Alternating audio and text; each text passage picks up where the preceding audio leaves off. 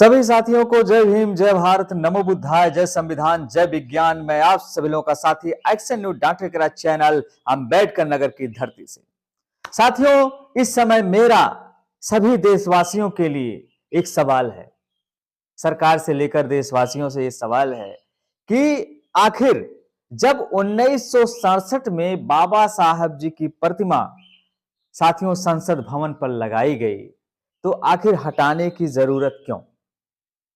आखिर हटाया क्यों गया, ये सवाल है। जिस बाबा साहब के संविधान की वजह से हमारा भारत देश आजाद है, जिनके संविधान की वजह से सभी को नारी सम्मान का अधिकार, शिक्षा का अधिकार, स्वतंत्रता का अधिकार मिला साथियों, और उसी संविधान की वजह से विधानसभा, लोकसभा या जितने भी चीजें हैं साथियों, सबका निर्माण किया गया। तो मेरा सवाल है, आखिर उनकी प्रतिमा को क्यों हटाया गया? हटाने की क्या जरूरत पड़ी ऐसे महान जो है विद्वान की, जिनका मिसाल पूरा विश्व देता है, उनके शिक्षा का, उनके कार्यों का। और दूसरा सवाल साथियों मेरा यह है कि SC/ST रिजर्वेशन का जो मामला है, कोटे में से कोटा आखिर करने की जरूरत क्यों? क्या संविधान के किसी पन्नों में लिखा हुआ है? क्या संविधान इसकी इजाजत देता है? क्या बाबा साहब जी के संविधान पर भरोसा नहीं है? क्या बाबा साहब जी ने ऐसा संविधान दिया जिसे सभी को हित की भावना मिले, समानता, स्वतंत्रता, शिक्षा, नारी सम्मान मिले? और जो आरक्षण का प्राविधान उन्होंने क्यों किया?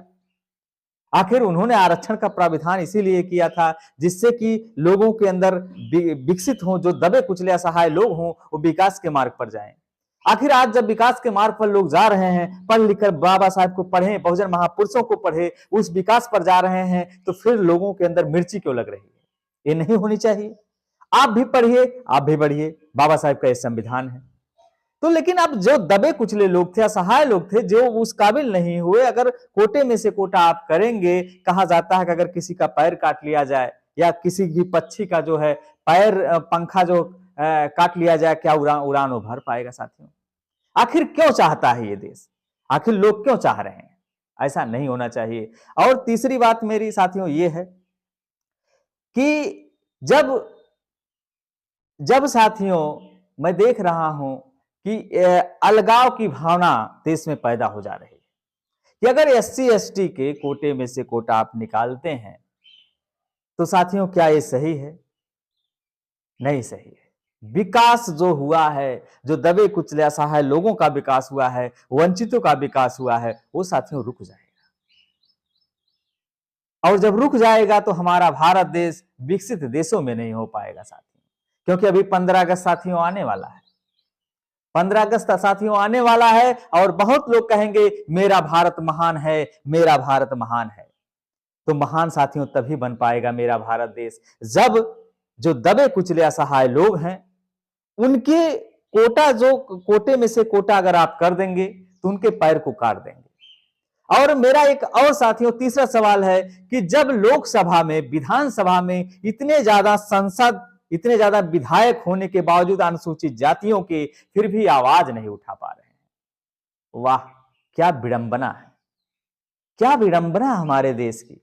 SC/ST बहुजन के इतने ज्यादा जो है साथियों सांसद और विधायक हैं, फिर भी इस फैसले को, जहां उनके पैर को कुतरा जा रहा है, शायद अगर ऐसी स्थिति ना होती, आरक्षण की व्यवस्था ना होती, तो जितने सांसद और विधायक अनुसूचित जाति और अनुसूचित जनजातियों के गए हैं साथियों, क्या वो जा पाते? या प्रधान से लेकर लोग क्या प्रधानमंत्री बन पाते? सवाल उठता है साथियों। तो उनको आवाज को बोलना चाहिए। लेकिन मैं शुक्रगुजार करता हूं बहुजन नेताओं का, जिसमें बहन जी मायावती जी ने अपनी बात को रखा और कहा कि इसके लिए कदम उठाना चाहिए। और चंद्रशेखर आजाद जी का बहुत बड़ा योगदान है, जिन्होंने इस चीज को कहा कि बहुजन के जो SC/ST का जो फैसला है, रिजर्वेशन जो सुप्रीम कोर्ट का फैसला है, ये सही फैसला नहीं है। और उसी जगह बिहार के जो है चिराग पासवान जी ने कहा क्या SC/ST, मैं ये कहता हूं आज SC/ST के कोटे में से कोटा किया जा रहा है। OBC भाई, आप खुद समझिए, एक समय आएगा कि OBC के हिस्से में से, कोटे में से कोटा हो जाएगा। तो क्या सही है? एक एक करके अगर ये चीज किया जा रहा तो सही नहीं। मैं सरकार से अनुरोध करना चाहता हूं कि आखिर जरूरत क्यों पड़ी। जवाब चाहता हूं कि आखिर एससी एसटी रिजर्वेशन का जो मामला है, जो बाबा साहेब जी का संविधान है, बाबा साहेब जी ने कहां गलतियां की थी। बाबा साहेब जी की या तो उस संविधान के जितने वो अनुच्छेद है उस पे आप बताइए, कहीं पर बाबा साहेब जी ने अगर गलतियां की हो तो हाँ ठीक है, आप संशोधन कर दीजिए।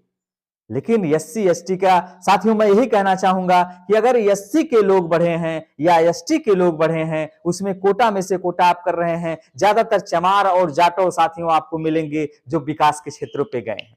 तो उसका सबसे बड़ा कारण साथियों ये होता है कि उन्होंने बहुजन महापुरुषों को पढ़ा, राष्ट्रपिता ज्योतिबा राव को पढ़ा, माता सावित्रीबाई फुले जी को पढ़ा, छत्रपति साहू जी महाराज को पढ़ा, ललई यादव जी को पढ़ा, पेरियार नायकर जी को पढ़ा, मान्यवर कांसी राम साहब जी को पढ़ा, या बहुजन के जितने भी क्रांतिकारी बहुजन महापुरुष वीरांगना है उनकी किताबों को पढ़ा, और साथियों बाबा साहेब जी के संविधान को पढ़ा, और बाबा साहेब की जो कार्य हैं उनको पढ़ा। तो ये लोग जब पढ़े तो उन लोगों के अंदर से अंधविश्वास, पाखंड, आडंबर जैसी व्यवस्था खत्म हो गई और उन लोगों ने शिक्षा के मार्ग पर जाने का प्रयत्न किया। और जब वो साथियों शिक्षा के मार्ग पे गए तब जाके उनका विकास हुआ है, तब जाके चमार जाटव या जितने भी जो है एससी एसटी के लोग हैं उन लोगों का विकास हुआ है, क्योंकि उन लोगों ने शिक्षा को प्रोत्साहन किया। तो साथियों लेकिन मैं बार बार यही कहना चाहूंगा कि कोई भी पक्षी हो, कोई भी पक्षी हो, अगर उसके पंख को काट दिया जाए तो क्या वो उड़ान भर पाएगा? मेरा यह सवाल है।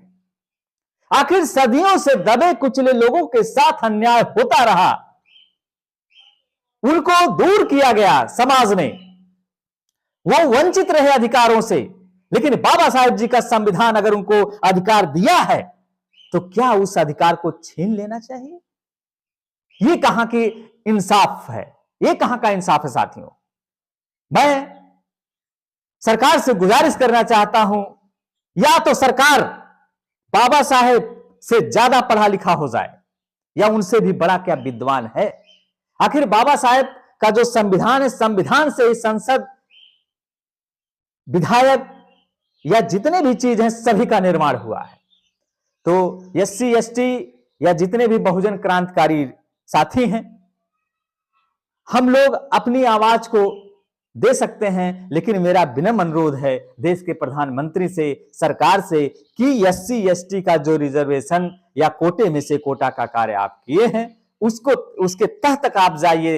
ये नहीं कि मैं बहुत बड़ा ज्ञानी हूं, लेकिन मैं बहुजन समाज का, आप सभी का देशवासी, एक नागरिक, तो मैं चाहता हूं कि उनको मंथन करें, और मंथन करके ये जो मामला है एससी एसटी का, अगर उसको विकास कर रहा है, क्योंकि साथियों जब निचले तबके के लोग विकास करेंगे, जब निचले तबके के लोग, एक गरीब व्यक्ति जब विकास करेगा तभी हमारा भारत देश विकसित होगा। नहीं तो अभी 15 अगस्त आएगा, झंडा लहराने से हमारा भारत देश विकसित नहीं हो जाएगा साथियों, या महान नहीं हो जाएगा। महान तो है, लेकिन महान तब हो जाएगा जब सभी वर्गों के लोगों के लिए एक सुविधा मिलेगी।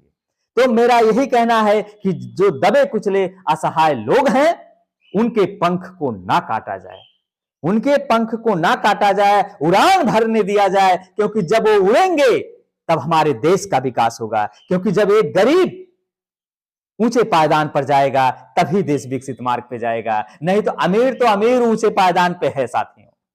तो फिलहाल मेरा यही कहना है, और मैं एक बार दिल की गहराई से साधुवाद करता हूं बहुजन नेताओं का, क्रांतिकारियों का, जिसमें बहन कुमारी मायावती जी, चंद्रशेखर रावण जी और चिराग पासवान जी।